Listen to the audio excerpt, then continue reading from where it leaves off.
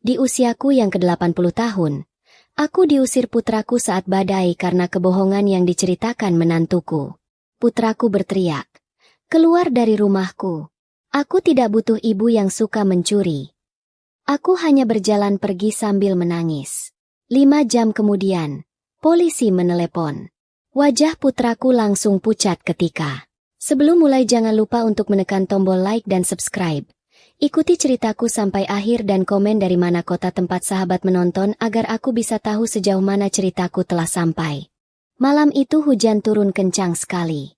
Suara air menghantam genting bercampur dengan dentum guntur yang sesekali membuat kaca jendela bergetar. Aku duduk di ujung sofa, memeluk tas kain lusuh yang selalu kubawa sejak dulu. Lututku pegal, tapi yang lebih sakit adalah dada ini. "Bu, sini dulu." Suara Rina memecah suasana. Nada suaranya halus, tapi dingin. Aku mengangkat kepala. Di tengah ruang tamu, Budi berdiri tegak, rahangnya mengeras. Di meja, ada kotak perhiasan bludru terbuka. Di sampingnya beberapa lembar kertas print. Entah apa. "Kenapa, nak?" tanyaku pelan. Rina meletakkan sesuatu di meja. Flash disk kecil dan ponsel. Ia menghela napas panjang, seolah sangat lelah. "Bu, kami cuma mau jujur," katanya. "Selama ini aku diam, tapi sekarang sudah kebangetan." Hatiku langsung tidak enak. Diam tentang apa? Budi tiba-tiba membanting telapak tangan ke meja. "Ibu jangan pura-pura." Aku tersentak. Budi jarang sekali membentakku. Bahkan waktu muda, sekeras apapun hidup, dia tidak pernah berteriak seperti itu. Rina menyentuh lengan Budi, pura-pura menenangkan. "Mas, pelan-pelan. Ibu sudah tua," katanya lembut. Lalu pandangannya beralih padaku. "Bu, kalungku hilang. Kalung emas berlian yang baru aku beli. Uang di dompet juga sering berkurang.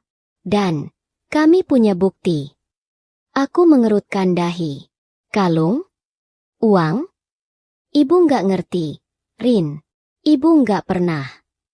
"Lihat dulu, Bu." Rina menyalakan televisi yang tersambung ke ponsel. Beberapa detik kemudian, layar menampilkan rekaman dari kamera CCTV rumah. Aku melihat diriku sendiri di sana. Tubuh bungkuk, langkah pelan, masuk ke kamar utama. Tangan membawa tumpukan baju milik Zahra yang tadi sore kupindahkan. "Nah," kata Rina. Ia menggeser video. "Lihat jamnya, Bu. Ini malam kemarin. Setelah aku simpan kalung di lemari." Video dipercepat. Di layar, aku tampak berdiri di depan lemari. Dari sudut pengambilan, terlihat seperti tanganku menyentuh laci tempat kalung itu disimpan. Padahal, aku ingat, malam itu aku hanya merapikan baju salsa yang berserakan di kursi. Tapi di video ini, sudutnya berbeda, terpotong-potong. Aku bingung. Ibu masuk kamar kami tanpa izin. Budi menunjuk layar. Dan setelah itu, kalung Rina hilang. Ibu masih mau bilang gak tahu? Nafasku tercekat. "Budi, ibu masuk cuma buat rapikan baju." Zahra naruh kaos di lantai. Zahra memang sering sembarangan, tapi anak itu masih kecil.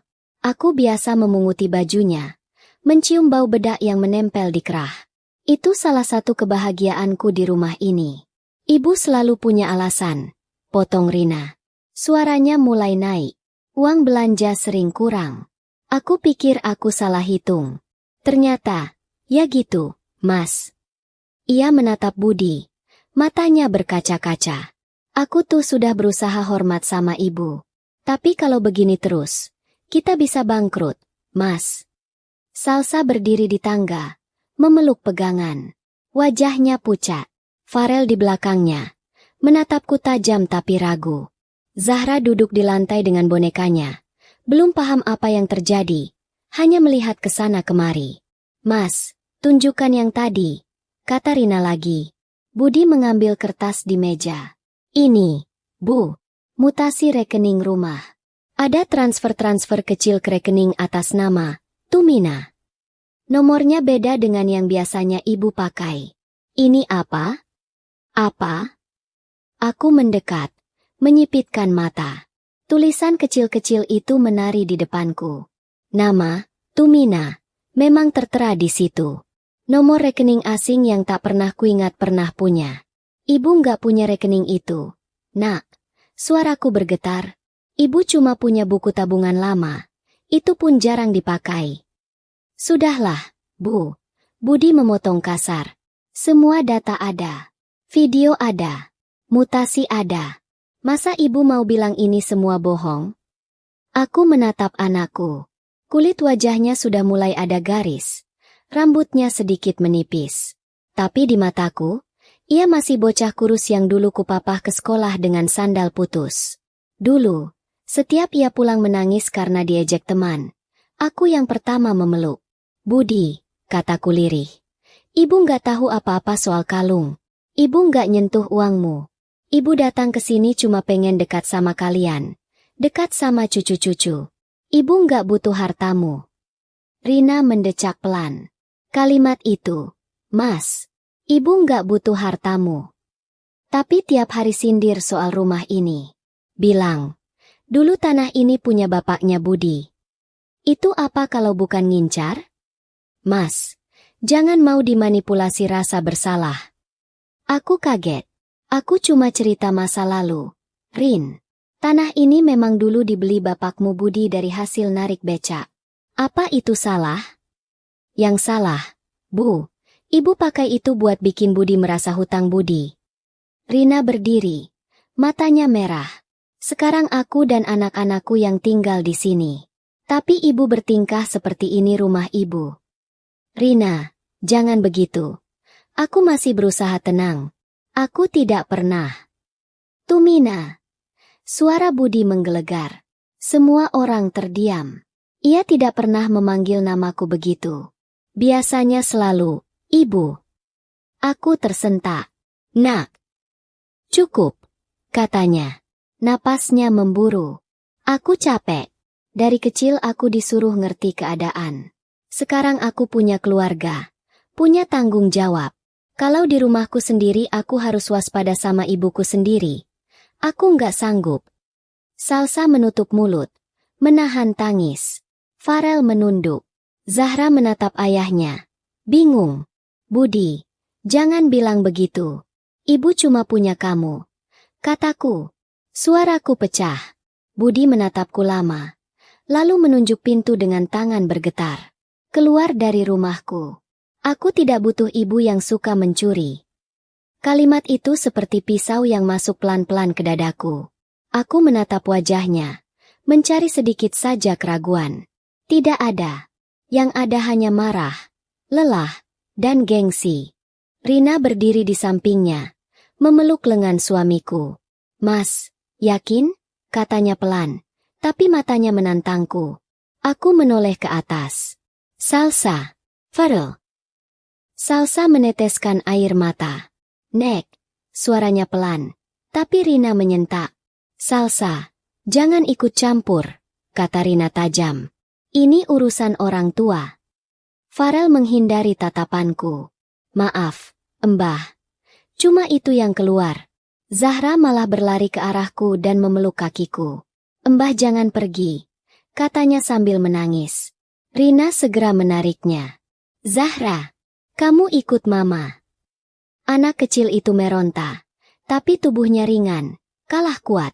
Tangan dan kaki terasa dingin. Aku memungut tas kainku. Yang isinya hanya beberapa potong baju dan obat-obatan. Semua kebutuhanku selama tinggal di sini mudah sekali diringkas ke dalam satu tas kecil. Aku berdiri perlahan. Lututku bergetar. Tapi aku paksakan tegak. Kalau itu maumu. Nak, ibu pergi. Kataku. Tapi ingat, ibu nggak pernah ngambil apapun yang bukan milik ibu. Budi tidak menjawab. Rahangnya hanya mengeras. Aku melangkah ke pintu. Rina membuka kunci dengan cepat. Seolah takut aku berubah pikiran. Hawa dingin dari luar langsung menerpa kulitku. Hujan belum reda. Angin membawa air masuk ke teras. Membasahi ujung rokku. Di belakangku, suara Zahra masih terdengar. Mbah, Mbah jangan pergi. Aku tidak menoleh. Kalau aku menoleh, Mungkin aku akan berlutut, memohon pada anakku sendiri, mengemis untuk tetap boleh tinggal. Harga diriku mungkin hancur. Jadi aku terus melangkah, menuruni anak tangga, masuk ke hujan yang menggila. Air segera menempel di wajah dan rambutku, menyatu dengan air mata yang sudah sejak tadi jatuh. Di pagar, aku berhenti sebentar. Tangan gemetar memutar kunci, membuka. Dari balik pintu, suara Budi terdengar lagi. Kali ini lebih pelan. Tutup pintunya, Rin.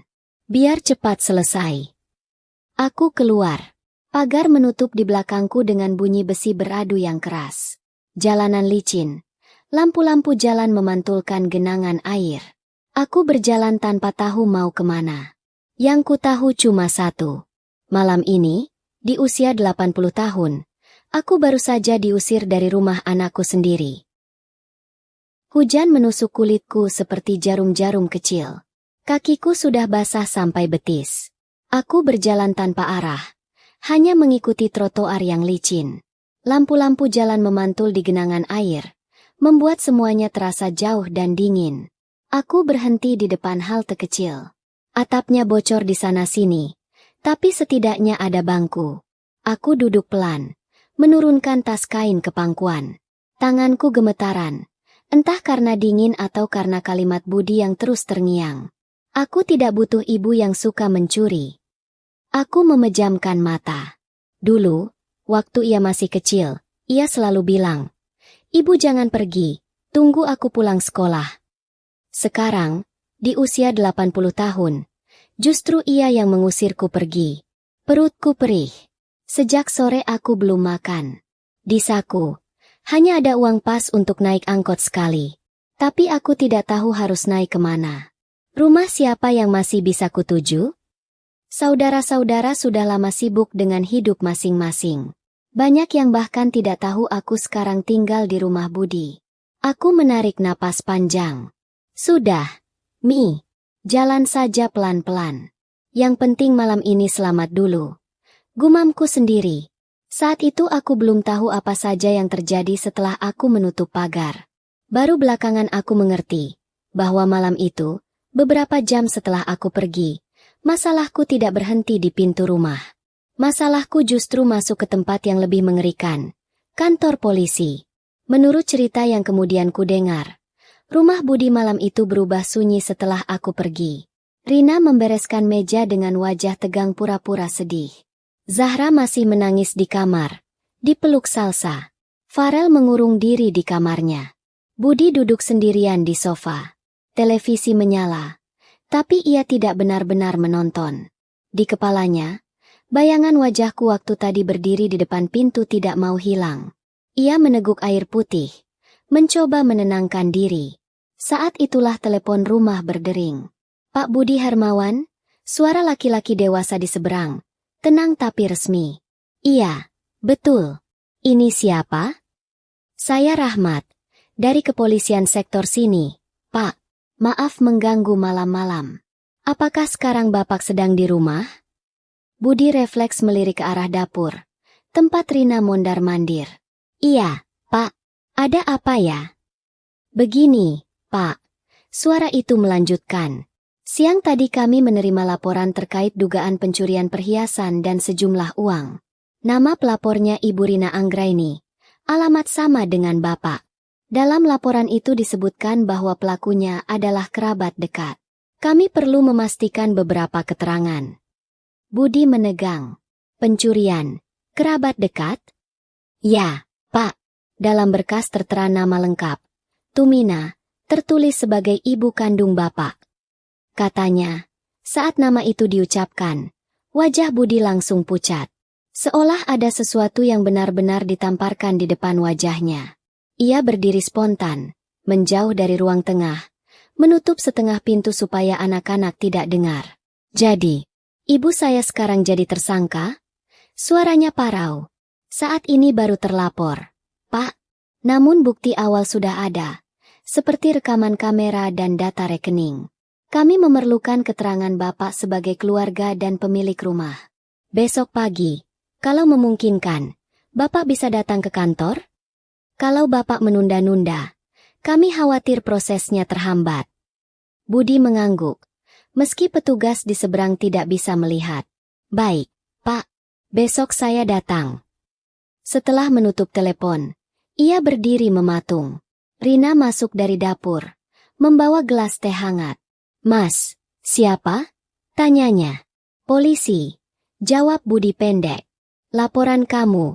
Sudah diproses. Rina meletakkan teh di meja. Syukurlah. Berarti kita nggak dianggap main-main. Ia duduk di samping Budi. Menatap suaminya lekat-lekat. Mas jangan ragu. Kalau kita lindungi orang yang salah, kita yang kena nanti. Rin, itu ibu, kata Budi pelan. Kalau sampai perkara ini besar, nama keluarga kita ke bawah. Aku kerja di bagian keuangan. Kalau tahu aku punya ibu yang terlibat kasus pencurian. Justru itu. Rina memotong cepat. Makanya Mas harus tegas. Mas datang ke polisi. Jelaskan semua. Tunjukkan video. Mutasi rekening.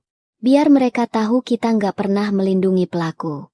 Kalau Mas kelihatan ragu, nanti dikira ikut menutup-nutupi. Budi diam. Di satu sisi, ada rasa sakit karena merasa dikhianati.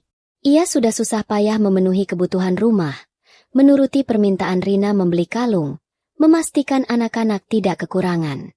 Lalu muncul kecurigaan bahwa selama ini ada kebocoran di dalam rumahnya sendiri. Di sisi lain, ada wajahku, Tumina, ibu yang dulu menjahit baju sekolahnya sampai larut malam, yang rela tidak makan daging demi ia bisa jajan bakso sekali sebulan. Rina melihat kegamangan itu, lalu memasang wajah lelah. Mas pikir aku nggak berat?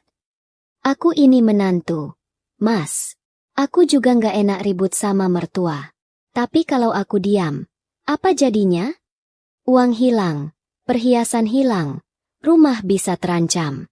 Aku cuma melindungi anak-anak kita. Anak-anak kita? Budi mengulang pelan.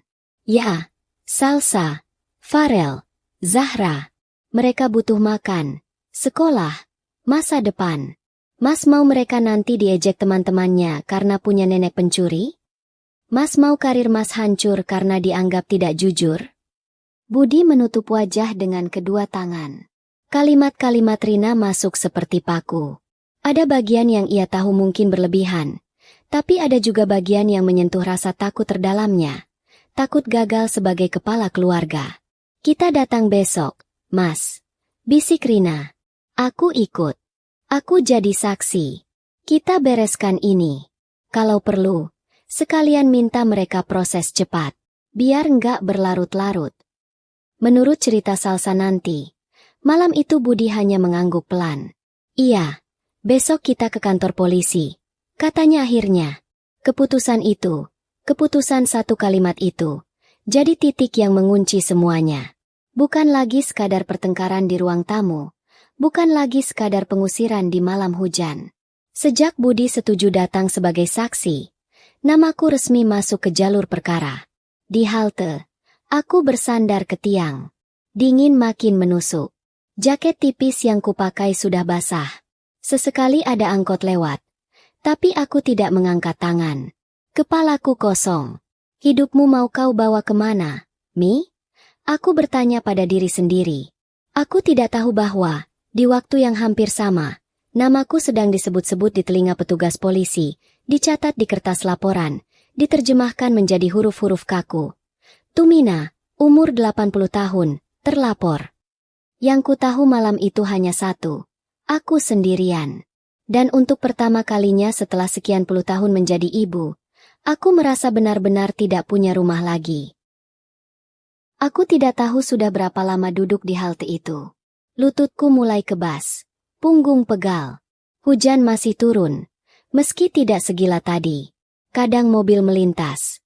Air memercik ke kakiku. Lampu sebuah mobil mendekat.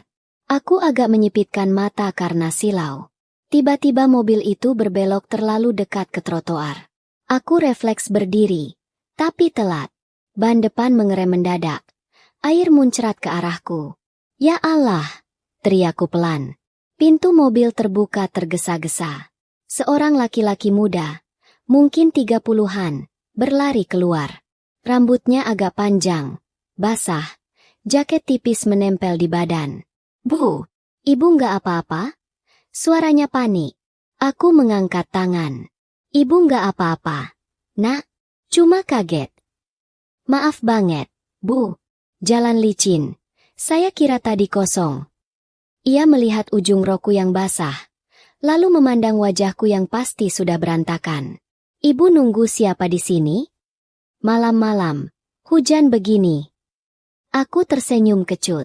Ibu nggak nunggu siapa-siapa. Loh? Ia mengerutkan dahi. Rumah ibu di mana? Biar saya antar. Aku ragu. Apa aku harus bilang baru saja diusir anak sendiri? Lidah rasanya berat.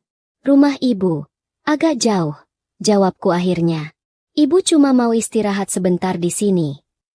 Ia menatapku lama, seperti menimbang sesuatu. Gini, Bu, di depan sana ada warung yang masih buka. Paling 2 menit naik mobil. Ibu ikut saya, ya? Kasihan kalau ibu duduk di sini terus. Nanti masuk angin. Aku spontan menggeleng. Nggak usah repot, Nak. Repot apanya? Bu, saya juga lewat situ. Ia tersenyum tipis. Nama saya Rizal. Saya sopir taksi online. Penumpang baru turun di ujung gang tadi. Saya kebetulan lewat sini. Rizal. Nama itu menggelantung di kepalaku. Ada ketulusan di wajahnya. Entah kenapa, malam itu aku merasa kalau aku menolak, aku bisa saja pingsan sendirian di halte. Ya sudah, Nak, ibu ikut. Tapi ibu bayar sendiri nanti minumnya, kataku. Ia tertawa kecil. Waduh, kalau itu saya yang tersinggung, Bu. Ayo, pelan-pelan. Ia memegang lenganku, membantuku berdiri. Kaki terasa berat, tapi ada kekuatan baru sedikit karena ada tangan yang menggandeng.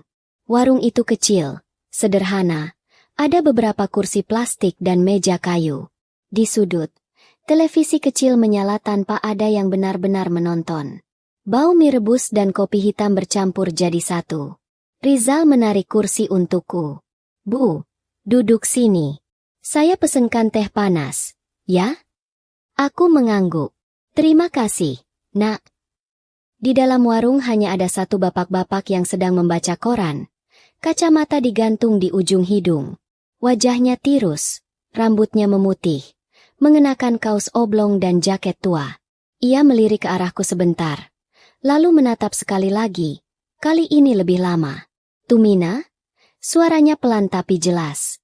Aku kaget. Iya, saya Tumina. Bapak. Ia tertawa kecil, bangkit dari kursi.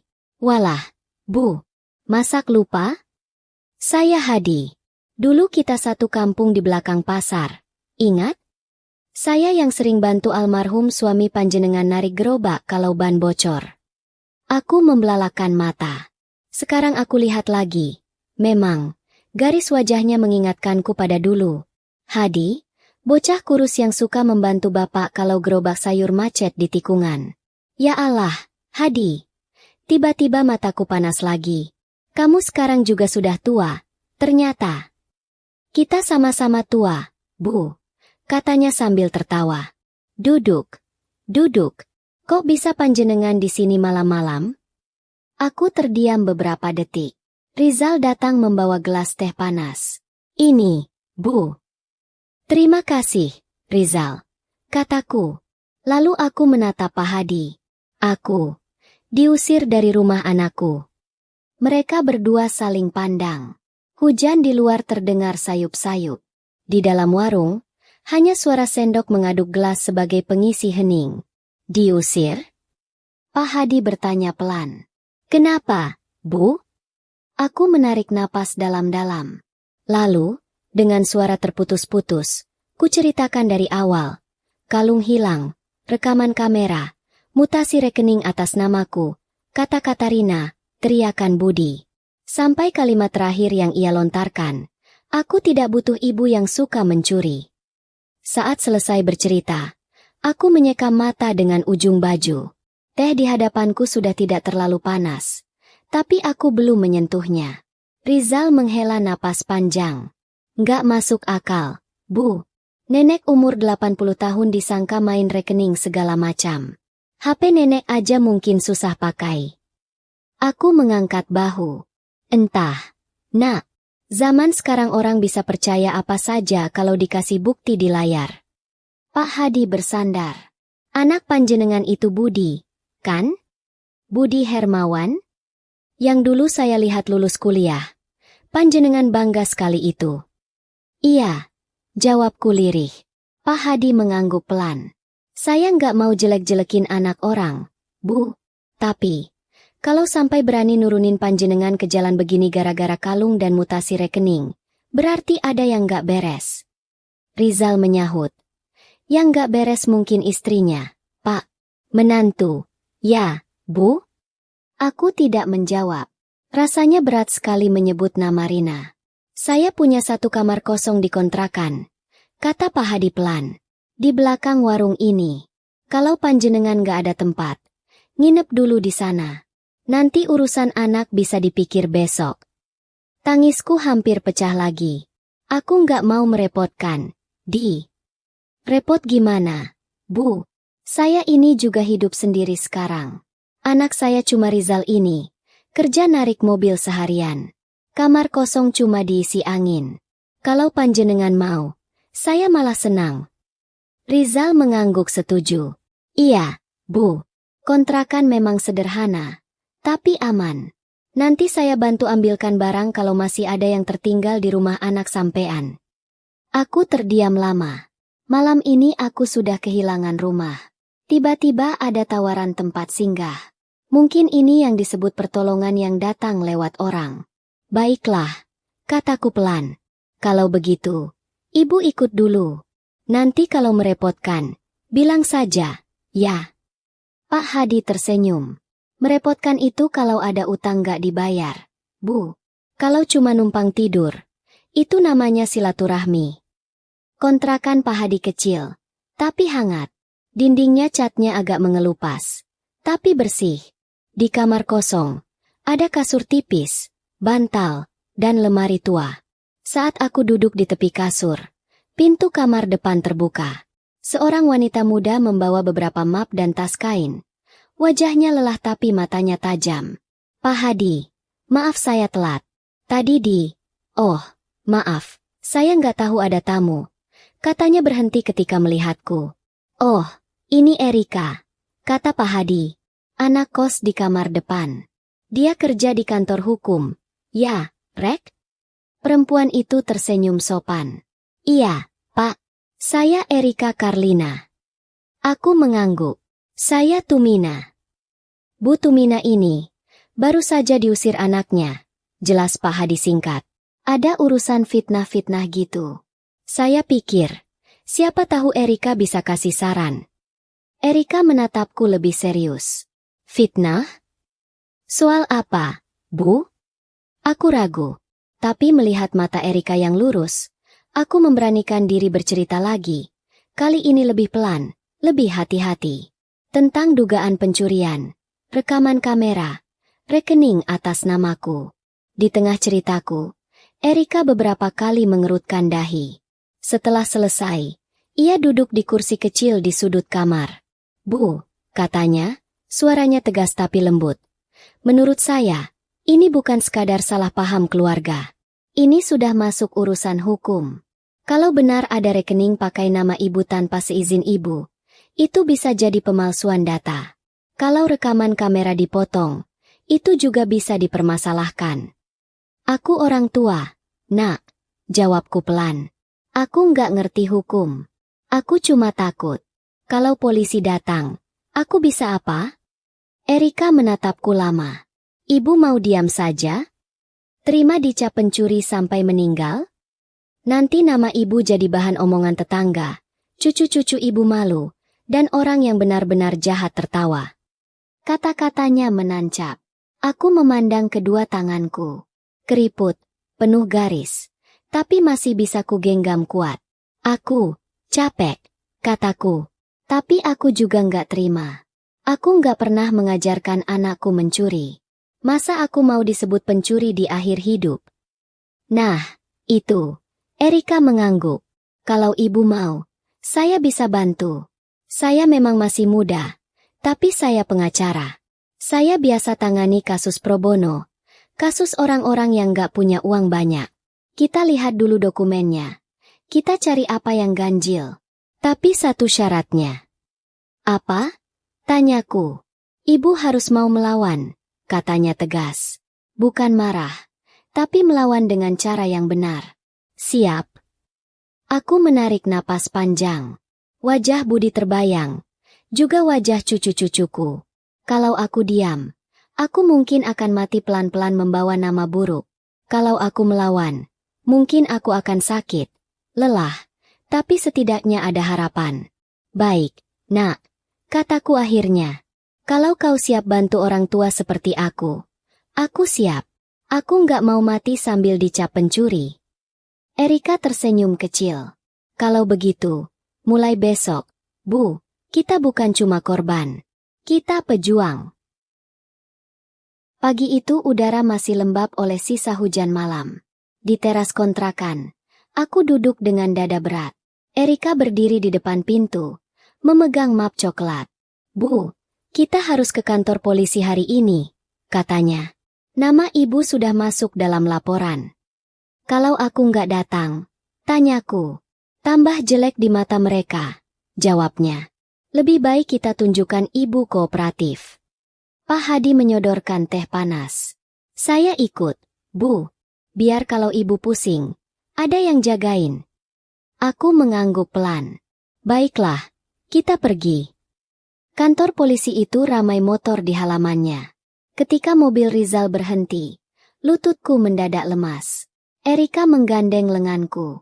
Tarik napas. Bu, ibu nggak sendirian, katanya. Kami duduk di bangku depan ruangan, unit reskrim. Pak Hadi di sampingku. Rizal berdiri di dekat pintu. Pintu ruangan terbuka. Dua sosok yang sangat kukenal keluar. Budi dan Rina. Budi memakai kemeja rapi. Wajahnya tegang. Rina tampil sopan dan pucat, menggandeng lengan suamiku. Matanya bertemu denganku, lalu tersenyum tipis.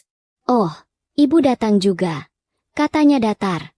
Bagus, biar jelas semuanya. Bu, Budi sempat membuka mulut, lalu memalingkan wajah. Kita pulang saja, Rin. Mereka lewat di depan kami seperti aku orang asing.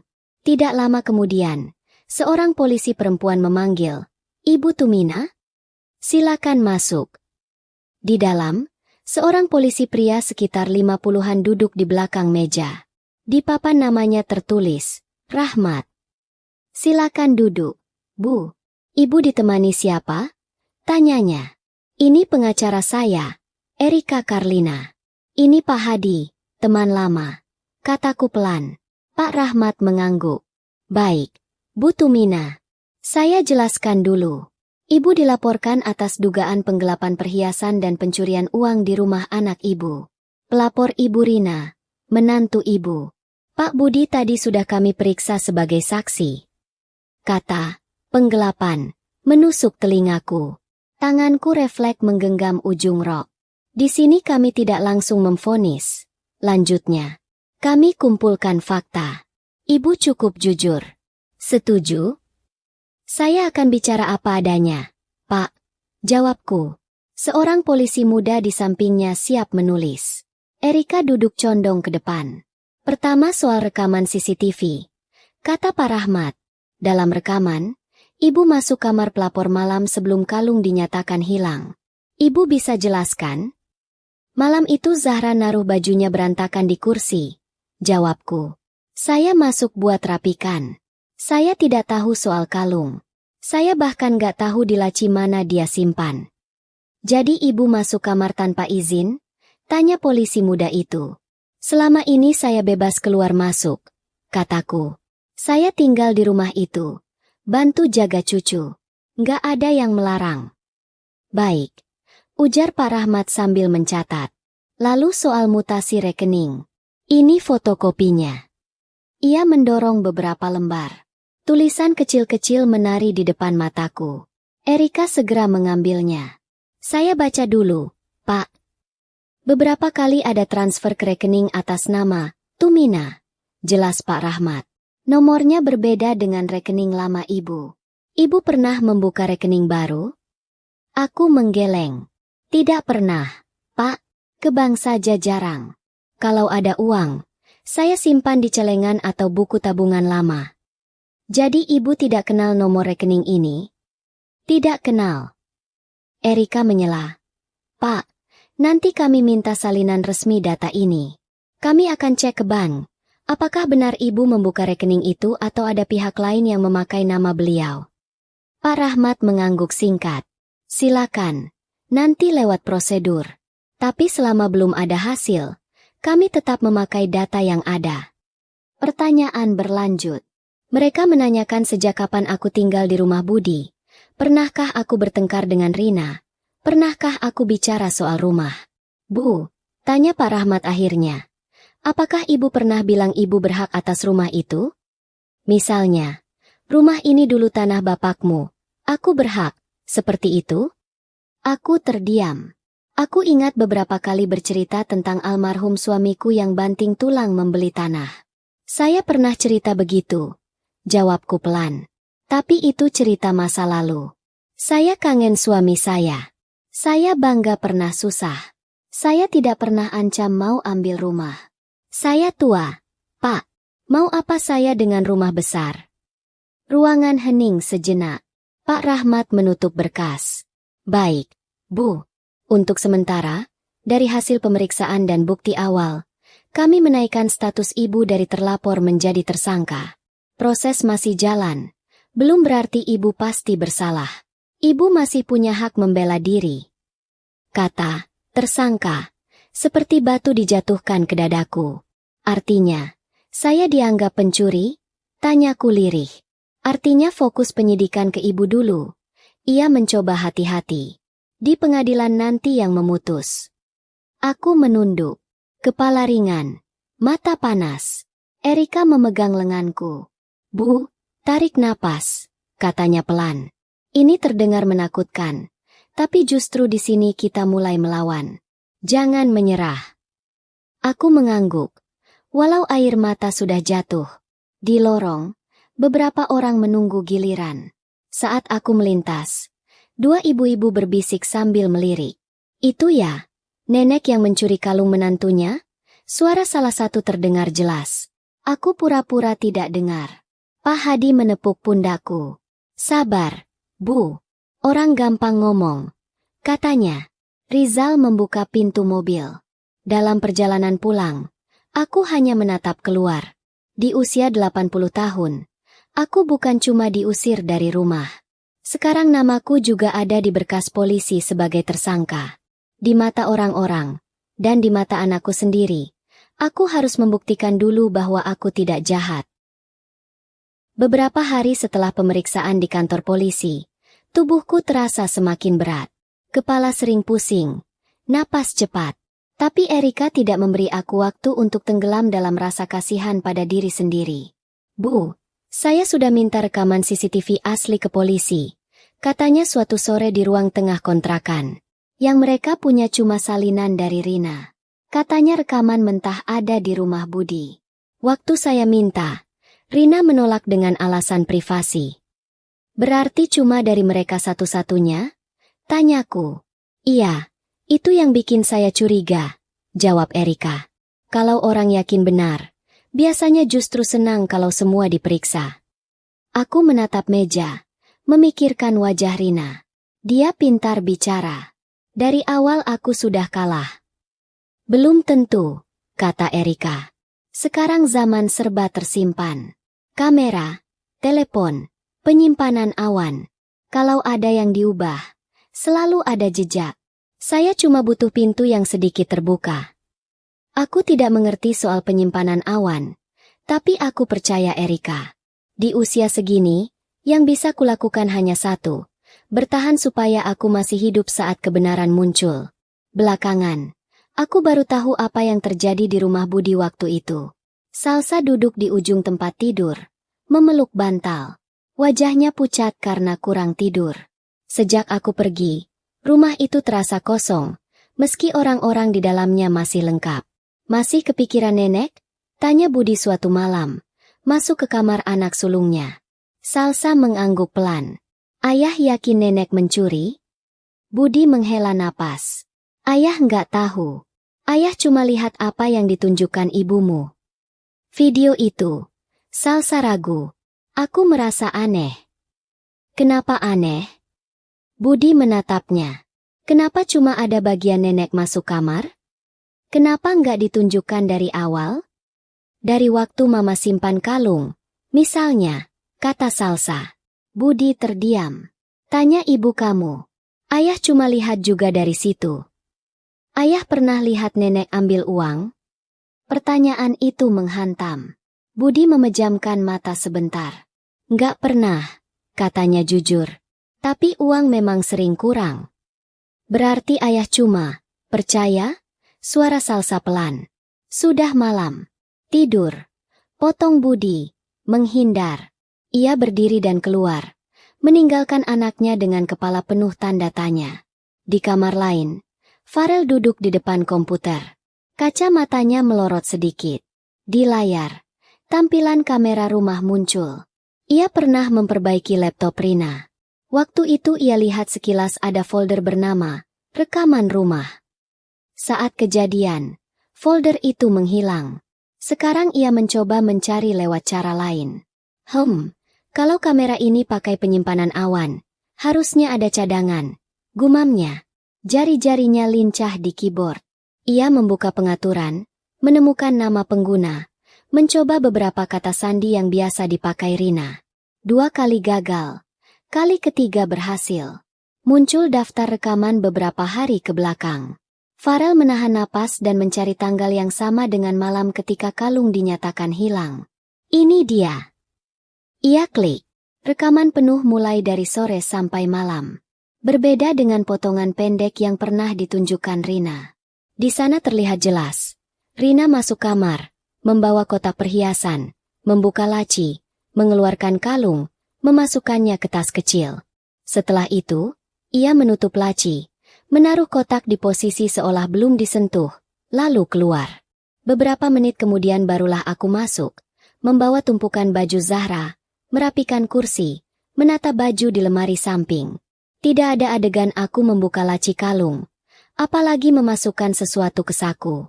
Farel merasa dingin di punggungnya. Jadi mama? Ia menyalin rekaman itu ke flash disk, menyembunyikannya di bawah tumpukan buku. Dalam hati, ia tahu ini bukan hal kecil. Ini bukan sekadar beda pendapat.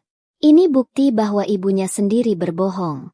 Malamnya, ia memanggil Salsa ke kamar. Kak, kamu harus lihat ini, katanya. Salsa menonton pelan. Wajahnya berubah tegang. Ini, rekaman asli? Suaranya bergetar. Iya, dari cadangan kamera. Yang mama tunjukkan ke polisi itu bagian tengahnya doang. Jawab Farel. Salsa menggigit bibir. Kita harus kasih lihat ayah. Kalau ayah masih di bawah pengaruh mama? Tanya Farel. Aku rasa kita butuh orang lain dulu. Nenek punya pengacara, kan? Salsa ingat pernah mendengar Budi bicara lewat telepon tentang pengacara yang sok-sokan bela ibu. Ia tidak tahu namanya, tapi pasti itu Erika. Berarti kita harus ketemu nenek dulu, kata Salsa. Sebelum bukti ini hilang. Ketukan di pintu kontrakan siang itu membuatku kaget. Aku sedang melipat pakaian ketika Pak Hadi memanggil dari depan. Bu Tumina, ada tamu. Aku berjalan pelan. Begitu pintuku buka, 2 wajah yang sangat kukenal berdiri di sana. Basah keringat, napas memburu. Salsa? Farel? Suaraku tercekat. Nek. Salsa langsung memelukku erat. Tubuhnya gemetar. Maaf. Maaf kami nggak bisa bela nenek waktu itu. Aku mengelus punggungnya. Dadaku sesak. Tapi hangat. Sudah. Nak. Kalian datang saja ibu sudah senang. Farel menunduk. Maaf. Mbah. Masuk dulu. Kataku. Nanti orang lihat. Erika keluar dari kamar depan. Heran. Ini. Cucu-cucuku. Jelasku. Ini Salsa. Ini Farel. Ini Erika, pengacara yang bantu nenek. Kami duduk di ruang tengah. Mataku tak lepas dari wajah mereka. Ada lingkar hitam di mata Salsa, dan bahu Farel terlihat lebih turun dari biasanya. Nek, kata Farel, menatap Erika sebentar lalu kembali padaku. Aku nemu sesuatu. Soal rekaman kamera di rumah. Erika langsung fokus. Rekaman yang dipakai polisi? Bukan yang itu. Ini yang asli, jawab Farel. Ia mengeluarkan flash disk dari kantong celana. Ternyata Mama potong videonya. Di asli, kelihatan jelas. Mama yang ambil kalung duluan. Aku menahan napas. Jantung berdetak sangat keras. Kamu yakin? Tanya Erika tegas. Aku unduh sendiri dari cadangan kamera. Jelas Farel. Aku juga simpan di 2 tempat lain. Kalau flash disk ini hilang. Erika mengambil flash disk itu seolah sedang menerima benda paling berharga di dunia. Kamu anak pintar, katanya singkat. Salsa mengusap air mata. Selama ini aku percaya Mama. Tapi setelah lihat ini, aku nggak bisa pura-pura. Nenek nggak salah, kan? Aku memegang tangan mereka berdua. Dari dulu nenek nggak pernah marah sama kalian. Kataku, kalaupun kalian salah, kalian masih anak-anak. Yang salah itu orang dewasa yang pakai kebodohan anak untuk menutup keburukan sendiri. Air mata Salsa jatuh lagi. Nek, kami bakal bantu. Walaupun Mama marah, kami nggak mau nenek dibawa-bawa sebagai pencuri. Erika menatapku. Bu, ini titik balik. Kita sekarang bukan cuma punya kata-kata, tapi bukti. Rekaman asli, kalau diperiksa ahli, bisa membuktikan video sebelumnya sudah dipotong. Aku mengangguk pelan. Sampai detik itu, meski sudah memutuskan melawan, di dalam hati masih ada bagian yang ingin menyerah. Tua, lelah, mengantuk sepanjang hari. Tapi melihat wajah Salsa dan Farel yang berani melawan ibunya sendiri demi kebenaran, rasa lelah itu pelan-pelan tergeser. Aku nggak mau cuma jadi orang tua yang sabar dipukul. Kataku, kali ini lebih tegas daripada sebelumnya. Kalau memang ini perang, kita perang dengan cara baik. Kita pakai hukum, pakai otak, bukan pakai teriak-teriakan. Erika tersenyum tipis. Itu namanya ibu sudah siap. Aku menarik napas panjang. Erika, Hadi, Rizal, Salsa, Farel. Ibu mungkin gak punya banyak waktu di dunia. Tapi waktu yang tersisa ini, ibu gak mau dipakai menangis saja. Ibu mau nama ibu bersih. Biar nanti kalau ibu mati, orang bisa bilang, Tumina itu ibu yang baik, bukan pencuri. Suara sendiri terdengar mantap di telingaku. Untuk pertama kalinya sejak malam badai itu, aku merasa bukan cuma korban yang dibuang di tengah hujan. Aku merasa seperti orang yang sedang berdiri, siap membalas, bukan dengan dendam buta, tapi dengan kebenaran yang pelan-pelan mulai punya bentuk. Sejak Salsa dan Farel datang membawa rekaman asli itu, hari-hariku seperti naik turun tajam. Di satu sisi aku merasa punya senjata. Di sisi lain, aku sadar orang seperti Rina tidak akan diam. Benar saja. Tak lama setelah kunjungan cucu-cucuku, telepon Salsa ke nomorku tiba-tiba sulit tersambung. Kadang berdering sekali lalu terputus. Pesan yang ia kirim tak pernah sampai. Aku tahu itu karena suatu malam, lewat ponsel Pak Hadi, Salsa berhasil menelepon sebentar. Nek, HP-ku diambil Mama. Suaranya berbisik, seperti orang sembunyi. Aku cuma bisa pakai sebentar pas Mama mandi. Kalau nanti tiba-tiba putus, jangan kaget. Kenapa diambil? Tanyaku. Katanya biar aku nggak terpengaruh orang luar lagi. Maksudnya ya nenek. Ia tertawa hambar. Mama bilang nenek bikin aku melawan orang tua. Jantungku perih. Kamu hati-hati. Nak, jangan sampai gara-gara nenek. Kamu dimarahin habis-habisan. Aku sudah dimarahin. Jawabnya pelan. Tapi aku nggak menyesal. Yang salah bukan nenek. Sambungan terputus begitu saja. Setelah itu, beberapa hari aku kehilangan kabar dari mereka. Di rumah Budi, Situasi makin panas. Itu aku ketahui dari cerita Erika setelah ia bertemu bekas tetangga yang suka lewat depan rumah anakku. Rina mulai mengontrol semua yang berhubungan dengan luar. Ponsel Salsa dan Farel diambil. Zahra dilarang menyebut namaku sama sekali. Kalau anak kecil itu tiba-tiba bilang, "Aku kangen Mbah," Rina langsung memotong, mengganti topik, bahkan mengancam tidak akan membelikannya mainan lagi. Bukan cuma itu. Rina juga makin menekan Budi. "Mas, aku nggak mau kasus ini berlarut-larut," katanya suatu malam. "Aku capek. Polisi lambat. Kita harus jaga diri sendiri." "Maksud kamu apa?" Budi menatapnya lelah. "Kalau sampai nanti ibu benar-benar jadi terdakwa, semua harta yang atas nama Mas bisa ditarik. Loh, orang bisa bilang kalung itu cuma bagian kecil. Bisa-bisa menyelidiki sampai ke rumah, ke rekening Mas. Aku nggak mau anak-anak susah." Budi mengusap wajah. "Aku juga nggak mau, Rin. Tapi kita bisa apa lagi selain nunggu proses?" Rina mengeluarkan setumpuk kertas dari tas. "Ini, surat kuasa. Aku sudah konsultasi sama kenalan notaris. Kalau Mas tanda tangan, pengaturan aset rumah dan tabungan sementara atas namaku. Jadi kalau ada masalah, semuanya aman. Kalau nanti sudah reda, kita bisa atur lagi." "Surat kuasa segala." Budi menghela napas. "Kamu yakin ini perlu?" "Kalau Mas nggak mau, ya sudah.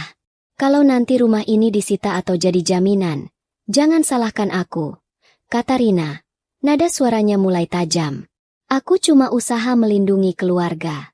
Kalau Mas terlalu sibuk mikirin perasaan ibu yang jelas-jelas sudah merugikan kita, ya, mungkin Mas lebih sayang ibu daripada istri dan anakmu sendiri." Kalimat itu menancap di titik yang paling sensitif. Sejak kecil, Budi selalu merasa bersalah kalau dianggap kurang berbakti. Sekarang ia dihadapkan pada pilihan, ibu atau keluarga yang ia bangun sendiri. Dengan tangan gemetar, akhirnya ia tanda tangan. Tinta di atas kertas itu seperti belati yang menusuk balik ke dirinya sendiri. Tapi ia tidak sadar sejauh apa akibatnya nanti. Sementara itu, di pihak kami, Erika bergerak cepat. Rekaman asli dari Farel ia salin dan simpan di beberapa tempat. Ia juga menghubungi kenalannya yang ahli forensik digital. "Kabar baiknya," kata Erika suatu siang, duduk di depan meja kayu kontrakan. Rekaman Farel dinyatakan asli. Tidak ada tanda-tanda edit. Dan rekaman yang dipakai Rina jelas sudah dipotong. "Berarti kita bisa langsung menang, kan?" tanyaku, mencoba berharap. "Belum tentu langsung," jawab Erika realistis.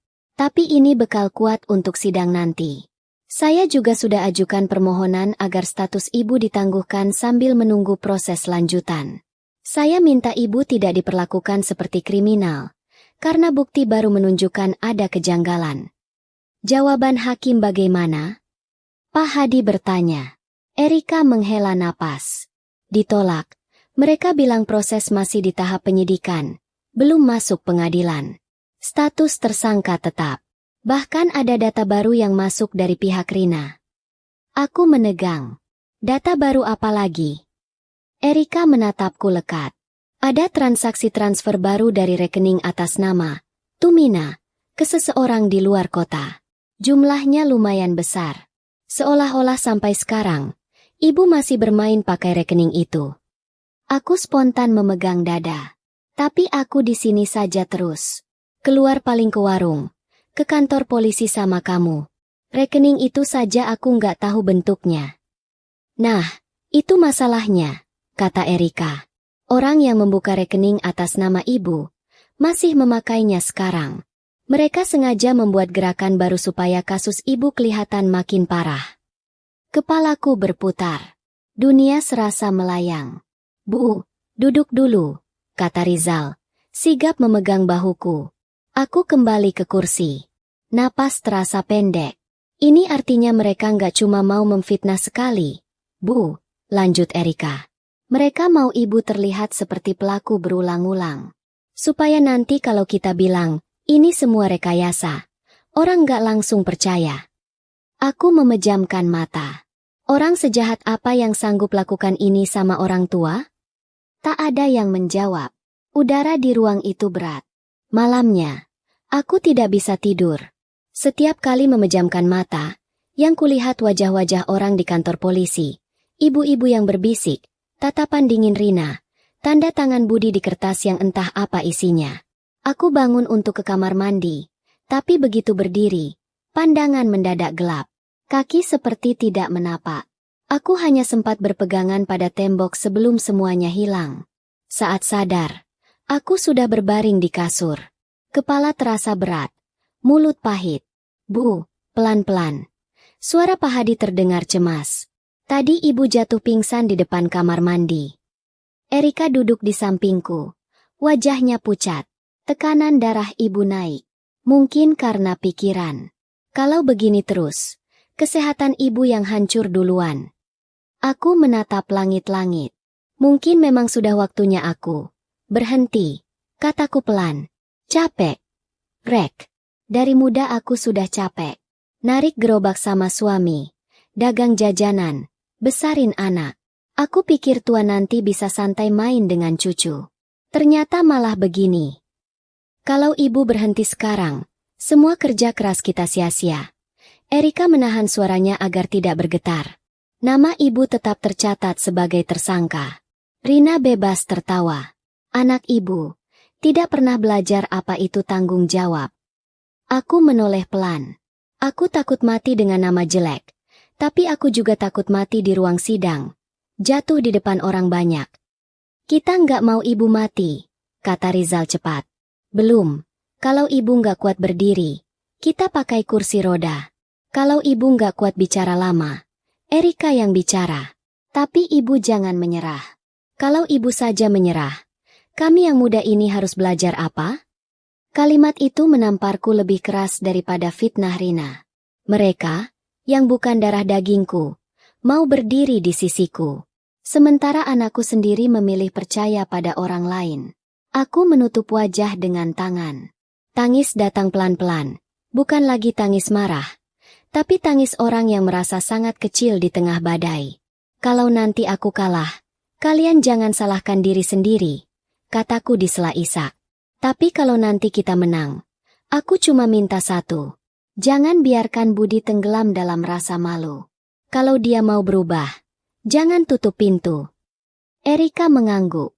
Ibu yang sekarang lagi di posisi paling bawah. Ini titik terendah. Habis ini, kalau kita masih berdiri, gilirannya mereka yang jatuh. Aku menarik napas panjang, mencoba percaya. Tapi malam itu, di dalam hati, aku harus mengakui, untuk pertama kalinya sejak memutuskan melawan, aku benar-benar merasa hampir kalah. Beberapa hari setelah aku pingsan, tubuhku memang sedikit membaik, tapi semangatku belum. Aku lebih sering duduk diam memandang pintu, menunggu sesuatu yang aku sendiri tidak tahu apa. Sampai siang itu, pintu kontrakan diketuk tergesa-gesa. Bu Tumina, suara anak kecil, ngos-ngosan. Pak Hadi yang sedang di teras langsung berdiri. Loh, Zahra? Aku ikut bangkit pelan. Begitu pintu terbuka, Zahra berdiri di sana dengan rambut acak-acakan. Tas kecil menyilang, napas terengah. Di belakangnya, Farel menyusul, mukanya merah karena lari. Embah. Zahra langsung menerjang masuk dan memeluk perutku. Aku kangen. Aku memegang kepalanya. Anak kecil ini, gimana bisa sampai sini? Farel menutup pintu, masih ngos-ngosan. Embah, maaf, kita kabur sebentar. Nanti aku jelasin. Erika keluar dari kamar depan. Kaget. Loh, kok bisa?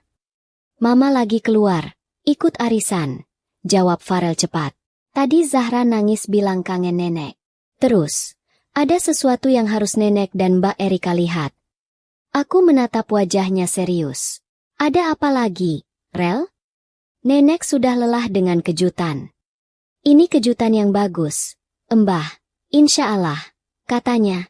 Ia membuka tas kecil Zahra, mengeluarkan tablet mainan warna-warni. Tablet itu, aku pernah lihat Zahra bawa keliling rumah.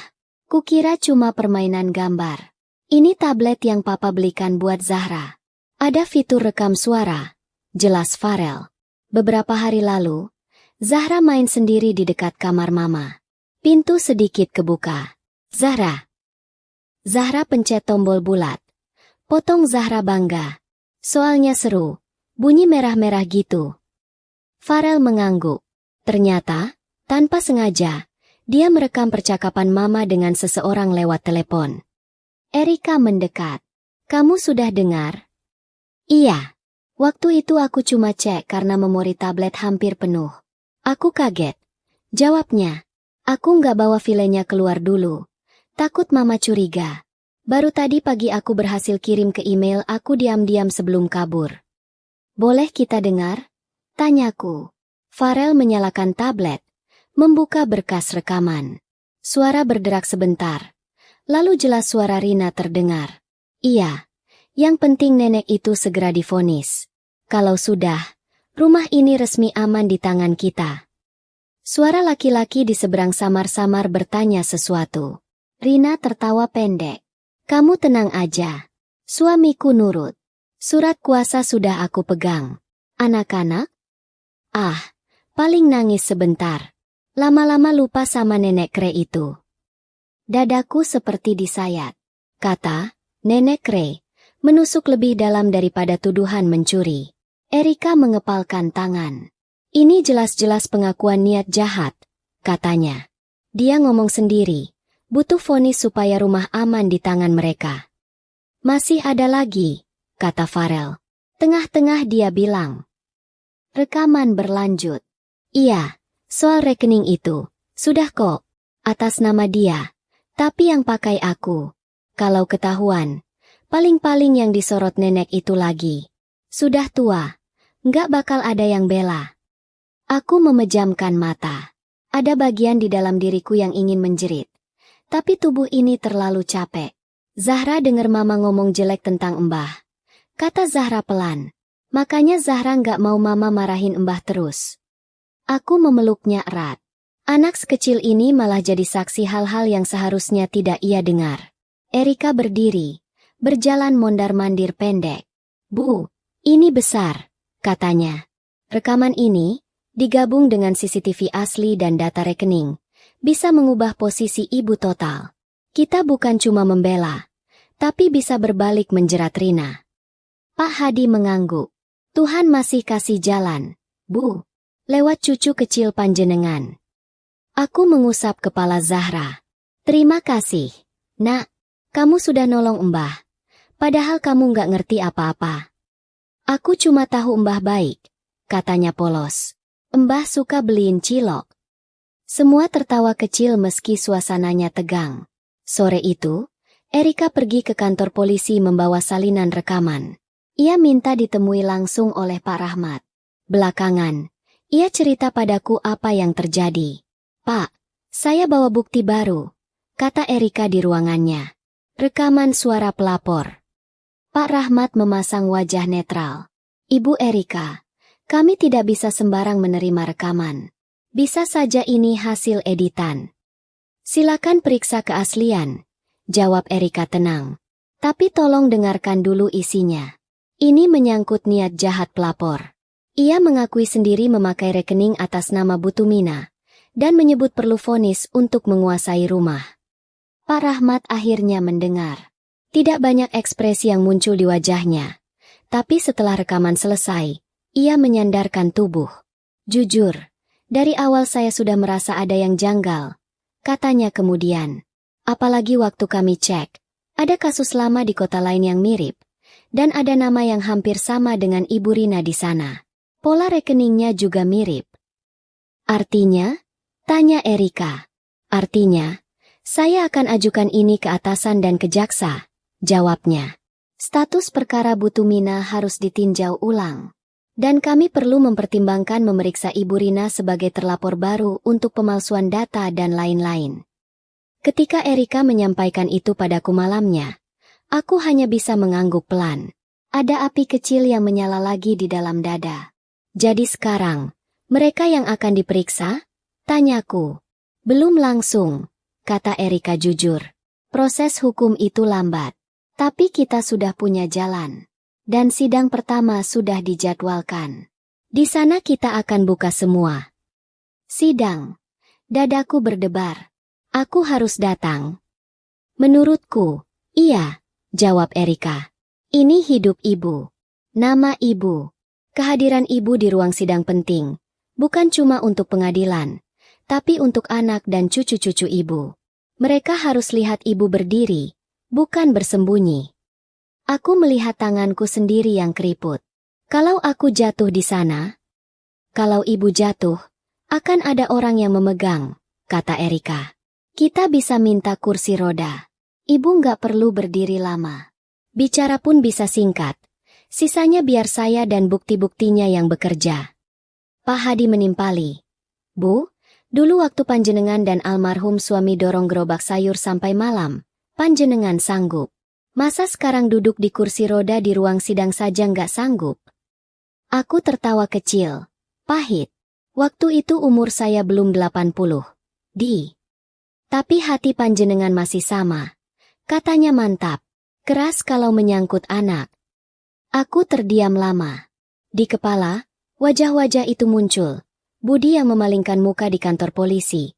Salsa dan Farel yang datang diam-diam. Zahra yang memelukku dengan tablet di tangan. Aku mau Budi lihat sendiri kebenaran, kataku pelan. Kalau aku cuma menang di kertas. Tapi dia nggak pernah lihat. Dia bisa bilang aku dimenangkan kasihan. Tapi kalau dia lihat rekaman, dengar suara istrinya sendiri, lalu lihat aku, mungkin hatinya bisa dibuka sedikit. Erika tersenyum. Itu sebabnya ibu harus ada di sana. Aku menarik napas panjang. Baiklah, bantu aku agar sampai hari sidang. Aku nggak keburu mati. Rizal tertawa. Bu, jangan ngomong gitu. Saya antar ibu sampai depan ruang sidang. Pakai mobil paling pelan yang saya punya. Aku ikut tertawa. Kali ini sedikit lebih ringan. Untuk pertama kalinya, bayangan tentang ruang sidang tidak hanya berupa bangku dingin dan tatapan menghakimi. Ada juga bayangan tentang kebenaran yang diputar di layar. Suara Rina yang tidak bisa lagi disembunyikan. Dan aku, yang duduk di sana, bukan sebagai nenek pencuri, tapi sebagai ibu yang sedang menuntut kembali martabatnya. Hari sidang pertama datang lebih cepat dari yang kupikir. Pagi itu, jantungku berdebar sejak bangun tidur. Erika datang membawa kursi roda pinjaman.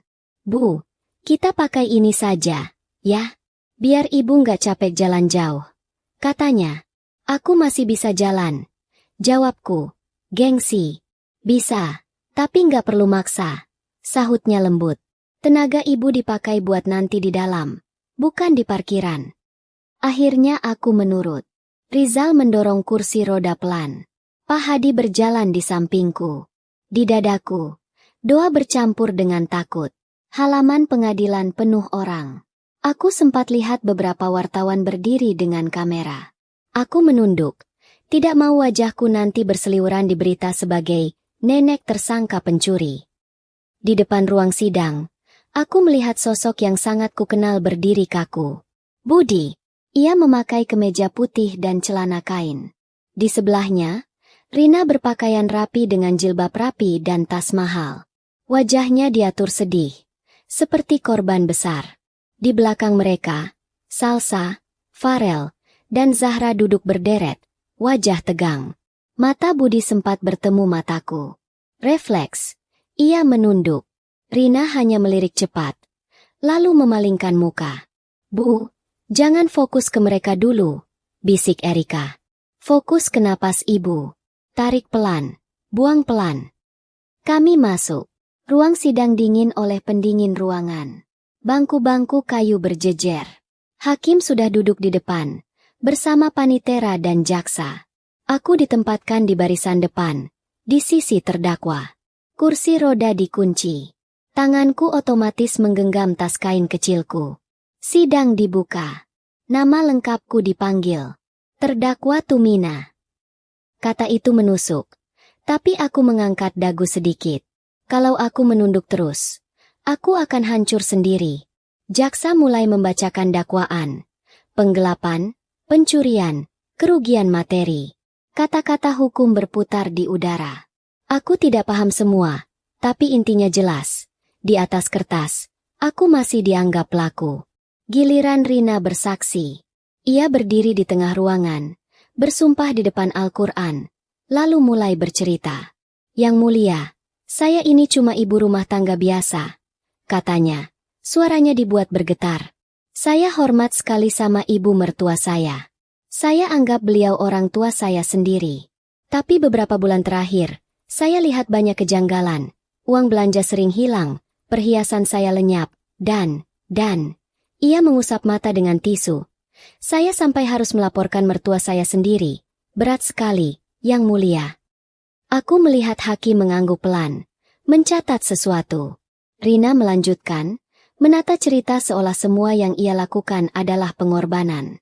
Ia menyebut aku sering sindir-sindir soal rumah, menyebut bahwa ia hanya ingin melindungi anak-anaknya dari kebiasaan buruk. Saat ia bicara, aku melihat ke arah Budi. Wajahnya tegang, matanya memandang kosong ke depan. Salsa dan Farel menatap lantai. Zahra memeluk boneka kecil di pangkuan. Cukup, kata hakim akhirnya. Kami sudah dengar. Sekarang giliran pihak pembela. Erika berdiri. Langkahnya mantap. Suaranya jelas. Yang Mulia, kami tidak akan banyak berdebat soal perasaan. Kami akan bicara soal fakta. Kami ingin memutar rekaman CCTV dari rumah saksi Rina, versi yang saksi serahkan ke kepolisian.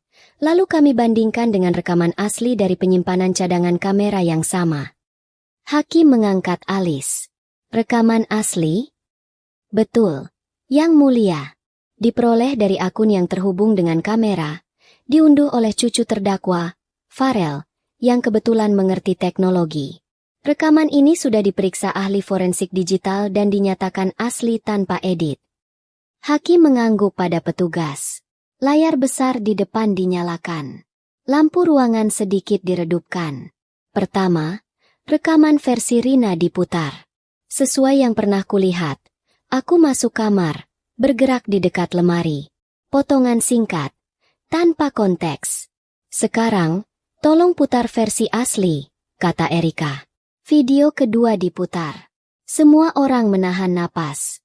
Di sana, jelas-jelas terlihat Rina masuk lebih dulu, membuka laci, mengeluarkan kalung, memasukkannya ke tas sendiri, lalu menata ulang seolah tidak terjadi apa-apa.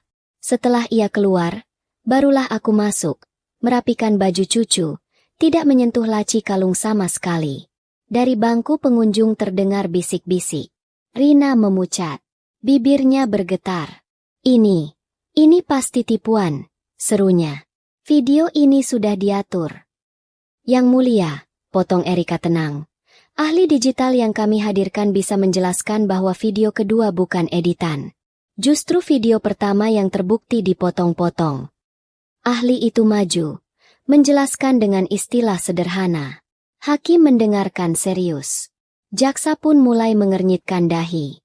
Bukan hanya itu, lanjut Erika. Kami juga punya rekaman suara Ibu Rina yang, tanpa sengaja, direkam oleh cucu bungsu, Zahra, melalui perangkat tablet. Dalam rekaman ini, ia mengakui memakai rekening atas nama Ibu Tumina dan menyebut bahwa vonis terhadap Ibu Tumina akan membuat rumah aman di tangan mereka. Rina panik. Yang Mulia, itu pelanggaran privasi. Itu.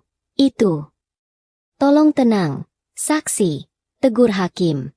Rekaman bisa diperiksa keasliannya. Rekaman suara diputar. Suara Rina memenuhi ruangan. Yang penting nenek itu segera divonis. Kalau sudah, rumah ini resmi aman di tangan kita. Rekening itu, sudah kok, atas nama dia. Tapi yang pakai aku. Kalau ketahuan, paling-paling yang disorot nenek itu lagi. Tidak ada yang bicara. Aku bisa mendengar napasku sendiri. Di sudut mataku, kulihat Budi menunduk. Kedua tangannya menggenggam lutut kuat-kuat. Anak yang merekam, boleh maju, kata hakim. Zahra, dengan langkah kecil, maju ke depan didampingi petugas. Boneka masih di tangannya. Namamu siapa? Tanya hakim lembut. Zahra, Yang Mulia. Jawabnya pelan. Kamu tahu ini suara siapa? Suara Mama. Kamu rekam kapan? Waktu Mama telepon sama orang, pintu kamar kebuka sedikit. Zahra main tablet, pencet tombol merah. Terus, suara Mama masuk semua. Ia menunduk. Zahra nggak sengaja. Tidak apa-apa, kata Hakim. Kamu sudah jujur. Zahra menoleh ke arahku. Aku sayang Embah, katanya tiba-tiba. Embah nggak jahat. Suara kecil itu memecahkan sesuatu di dalam dadaku. Giliran Salsa dan Farel dipanggil. Mereka menjelaskan bagaimana Farel mengunduh rekaman cadangan. Bagaimana mereka datang ke kontrakan untuk menyerahkan bukti. Kenapa kalian tidak langsung ke ayah kalian? Tanya Hakim. Salsa menggigit bibir. Kami takut. Yang mulia, Mama sangat marah kalau kami membela nenek. Tapi, nurani kami bilang nenek nggak salah. Kalau kami diam, kami ikut bohong. Tak ada yang mudah dari kalimat itu. Anak-anak itu berdiri di depan orang banyak, melawan ibunya sendiri, demi aku. Hakim lalu menoleh pada Rina. Saudari Rina, setelah melihat dan mendengar semua ini, apakah Anda masih mempertahankan keterangan awal? Rina gemetar. Ini semua jebakan. Mereka bersekongkol. Anak-anak saya dicuci otak. Cukup, suara Hakim tegas. Kami akan menilai. Mataku berpindah ke Budi. Ia duduk membeku. Lalu, tiba-tiba, ia berdiri. Yang mulia, boleh saya bicara? Suaranya parau. Hakim mengangguk. Silakan, Saudara Budi. Budi melangkah ke tengah ruangan. Ia berdiri di sana, tangan gemetar, mata merah. Saya Budi Hermawan, anak kandung Ibu Tumina, katanya. Selama ini saya percaya penuh pada istri saya. Saya pikir, sebagai kepala keluarga, tugas saya melindungi istri dan anak-anak dari siapapun, bahkan kalau itu ibu saya sendiri. Ia berhenti, menelan ludah. Tapi hari ini, saya lihat dengan mata kepala sendiri, bahwa saya salah. Saya yang seharusnya melindungi ibu dari fitnah, malah ikut menendang beliau keluar dari rumah. Suara Budi pecah. Tiba-tiba ia berbalik menghadapku. Jarak kami tidak jauh, hanya beberapa meter, tapi rasanya seperti lautan. Bu, katanya lirih. Aku menatapnya tanpa bicara. Bu, suaranya meninggi sedikit, bergetar. Maafkan aku. Di depan semua orang, di depan hakim, jaksa, wartawan, dan orang-orang asing, Budi tiba-tiba berlutut. Lututnya menghantam lantai kayu. Suaranya terdengar jelas. Aku anak durhaka, Bu. Ia menangis, bahunya berguncang. Aku mengusir ibu, aku menuduh ibu. Aku lebih percaya orang lain daripada ibu sendiri. Aku nggak pantas jadi anak. Air mataku mengalir tanpa bisa kutahan. Ruangan terasa menghilang. Tinggal Budi dan aku. Aku mengangkat tangan yang lemah, mengulurkannya. Budi merangkak mendekat, memegang telapak tanganku dan menciumnya berkali-kali, sambil terisak. Bangun, nak. Suaraku bergetar. Jangan sujud di lantai kotor begitu. Ia menggeleng. Aku memang kotor, Bu. Hati aku kotor. Budi, kataku pelan, tapi cukup keras untuk terdengar. Ibu tidak pernah berhenti jadi ibumu. Dulu waktu kamu kecil, kamu jatuh di got, ibu tetap peluk. Sekarang kamu jatuh lebih parah. Jatuh di hatimu sendiri. Tapi ibu tetap ibumu. Tangis pecah di banyak sudut ruangan. Bahkan Pak Rahmat yang berdiri di belakang tampak mengusap mata. Hakim mengetuk palu pelan. Sidang diskor sebentar. Katanya, pengadilan perlu waktu menimbang bukti dan keterangan. Tapi satu hal jelas, gambaran perkara ini berubah. Rina duduk terpaku di kursinya. Wajah hancur. Untuk pertama kalinya, aku melihat ketakutan asli di matanya, bukan sekadar pura-pura. Sambil menggenggam tangan Budi yang masih berlutut, aku tahu, apapun putusan resmi nanti, hari ini kebenaran sudah keluar ke udara. Dan anakku akhirnya melihat siapa yang selama ini ia lukai. Putusan resmi turun 2 bulan setelah sidang itu. Hari itu, aku tidak datang. Tubuhku terlalu lelah. Hanya Erika, Pak Hadi, dan Budi yang masuk ke ruang sidang. Aku menunggu di rumah kontrakan. Duduk dekat jendela dengan secangkir teh manis. Pintu terbuka. Nafas orang-orang terdengar bercampur. Bu, suara Erika pelan. Putusan sudah dibacakan. Aku menatapnya. Bagaimana? Erika tersenyum lega. Semua dakwaan terhadap ibu gugur. Nama ibu dibersihkan. Hakim menyatakan ibu korban rekayasa. Dadaku langsung sesak. Bukan karena sakit, tapi karena sesuatu yang lama ku pendam seperti dibuka paksa. Dan Rina? Tanyaku pelan. Kena pasal pemalsuan dan penipuan? Jawab Erika. Proses hukum lanjut untuk dia dan orang-orang yang kerjasama. Untuk sekarang, statusnya terdakwa. Hakim sudah perintahkan penahanan. Lama pasti akan ditentukan di sidang khusus. Aku menutup wajahku.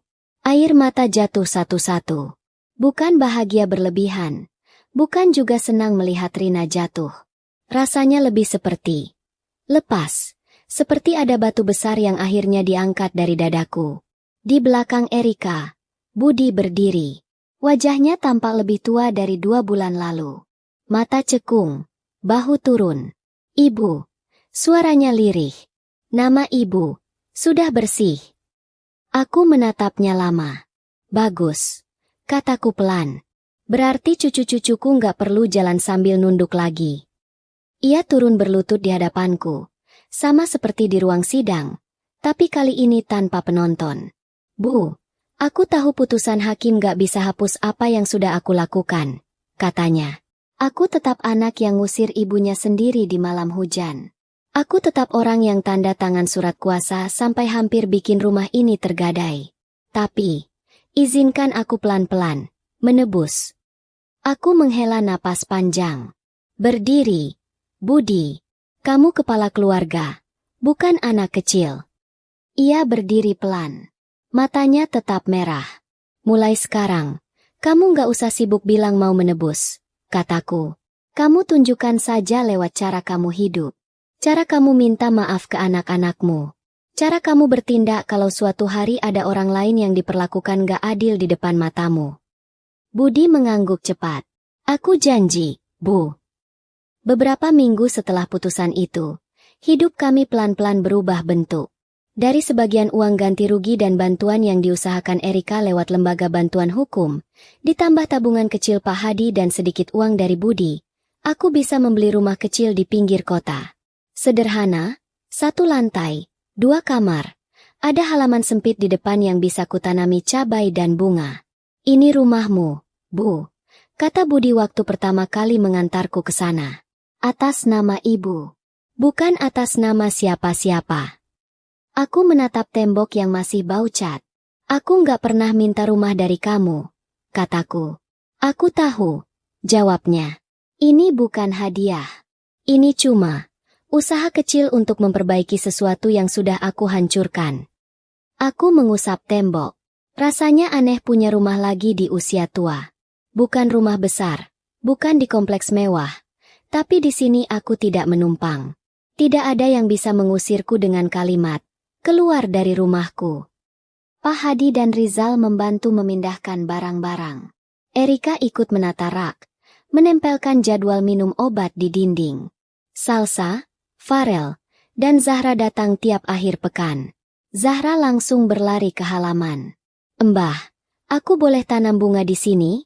Teriaknya. Boleh, jawabku. Tapi kamu yang siram tiap datang. Salsa membantu memasak. Farel memperbaiki televisi bekas yang dihadiahkan Pak Hadi. Suasana ramai, tapi hangat. Tidak ada suara bentakan. Tidak ada tatapan curiga. Budi beberapa kali datang sendirian. Kadang ia hanya duduk di teras, memandang jalan. Di kantor, aku dipindah posisi. Ceritanya suatu hari, gaji berkurang. Reputasi sudah telanjur kena. Walaupun orang tahu aku sebenarnya korban juga. Aku mengangguk. Itu harga yang kamu bayar. Tapi kamu masih punya pekerjaan, masih punya anak-anak, masih punya kesempatan jadi orang lebih baik. Banyak orang lain gak punya. Rina. Ia terdiam. Rina masih marah sama aku. Dia bilang aku mengkhianati dia di pengadilan. Dia menjalani akibat dari perbuatannya, kataku. Kamu juga. Kita semua. Tapi bukan tugas ibu untuk mengatur hidup dia. Ibu cuma ingin satu. Jangan ulangi kesalahan yang sama dengan orang lain. Budi mengangguk. Matanya berkaca-kaca. Aku akan terus datang kalau ibu mengizinkan. Kalau ibu nggak mau tinggal sama aku mengerti. Tapi tolong, jangan tutup pintu untukku. Aku menatapnya lama. Aku tahu kalau aku bilang, pintu tertutup, ia hancur. Tapi kalau aku bilang, semua baik-baik saja, itu bohong. Pintu rumah ini nggak akan pernah terkunci untukmu, kataku pelan. Tapi aku tidak akan kembali ke rumah lama. Terlalu banyak kenangan buruk di sana. Kamu yang harus sering datang ke sini, bukan ibu yang kembali ke masa itu. Ia mengangguk, seperti menerima hukuman yang memang pantas ia tanggung. Suatu sore yang teduh, Budi mengajakku ke makam ayahnya. Kami naik mobil Rizal. Di belakang, Salsa dan Farel ikut. Zahra kuajak lain hari. Kali ini aku ingin bicara dengan sedikit tenang. Di depan nisan sederhana suamiku, aku berdiri pelan. Angin lembut menyentuh kulit wajah yang keriput. Pak, kataku pelan. Maaf baru datang lagi. Hidupmu dulu susah. Hidup kita susah. Aku kira setelah kamu gak ada, penderitaannya ikut mati. Ternyata masih panjang. Budi berdiri di sebelahku, menunduk. Ayah, aku juga mau minta maaf, katanya lirih. Kamu titip ibu ke aku. Tapi aku malah. Suaranya putus. Ia menarik napas panjang, lalu melanjutkan. Aku nggak tahu apakah ayah bisa dengar. Tapi, aku janji, mulai sekarang aku akan jaga ibu. Mungkin ibu nggak mau tinggal sama aku. Tapi aku akan jaga dari jarak yang ibu mau. Aku tersenyum tipis. Tuhan yang jaga ibu, Budi, kataku. Tugasmu jaga dirimu. Jaga anak-anakmu. Kalau kamu benar, kamu sudah membantuku. Aku nggak butuh kamu sempurna. Aku cuma butuh kamu jujur. Kami berdoa bersama. Setelah itu, Budi menoleh padaku. Bu, katanya. Kalau suatu hari ibu benar-benar pergi, boleh nggak aku yang ngurus semuanya? Dari pemakaman sampai tahlilan? Aku menahan air mata. Pertanyaan itu sederhana, tapi terasa dalam. Ia ingin memperbaiki masa depan, meski tidak bisa mengubah masa lalu. Kalau saat itu tiba, dan kamu masih hidup, silakan, jawabku. Tapi sekarang, jangan buru-buru ngomong soal kematian ibu. Ibu masih mau lihat Zahra lulus SD. Salsa tertawa kecil.